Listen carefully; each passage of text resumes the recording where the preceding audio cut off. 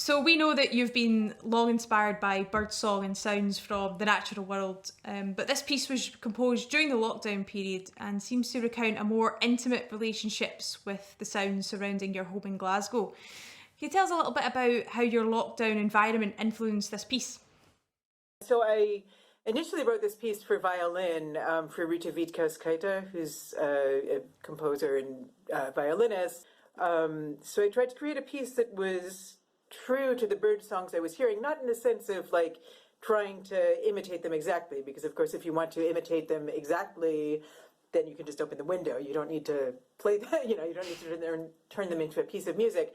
But just sort of picking up on some of the sounds that are interesting to humans, that are distinctive to us, and also to picking up on the rhythms of how they sing. Like if this bird sings, does it sing for a short time? Does it sing for a long time? Is it always varied? Does it stick with one version of its song before moving on to another version, and so on? And I was also obviously in my one, composition room day after day after day because we couldn't go anywhere. I was also very aware of how it doesn't sound the same every day. Sometimes lots of birds are there. You hear lots of different species all at once. Sometimes you just hear one species. Sometimes you hear multiple members of the same species. So it sounds like you've got quite a lot going on in your garden. Is there any sort of specific characteristics of any particular favourite birds in your garden? That's a great question. And I have to say, European blackbirds are actually what started me on my interest in birdsong way back in 1998 when I moved to the Netherlands to study, and I moved from Canada. So I wasn't, I hadn't heard European blackbirds before, and I was really struck by this bird that obviously if you hear the continuity of what it sings, it doesn't sound very much like human music. But if you listen to little motifs from what it sings, you often hear little scale-like passages or arpeggio-like passages and so on. So I've always been interested in sort of the areas of overlap and difference between blackbird song and human music.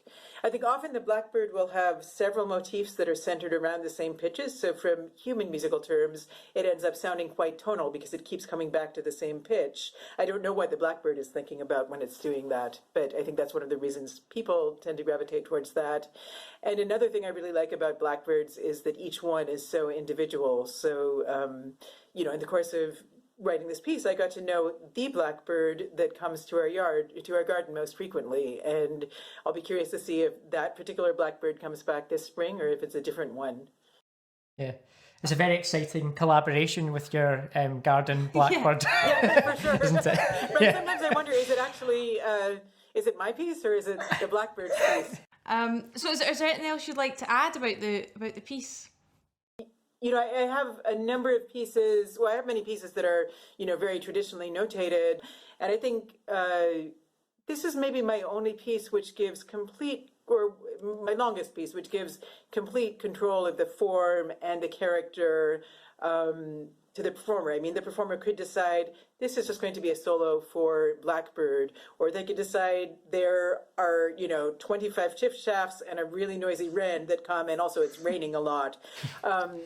And they could decide it's a long piece, it's a short piece. They could decide that, the weather is changing during the piece. So I'm really interested in seeing how Katherine and also how future performers will handle creating the structure of the piece as well as playing the bird songs.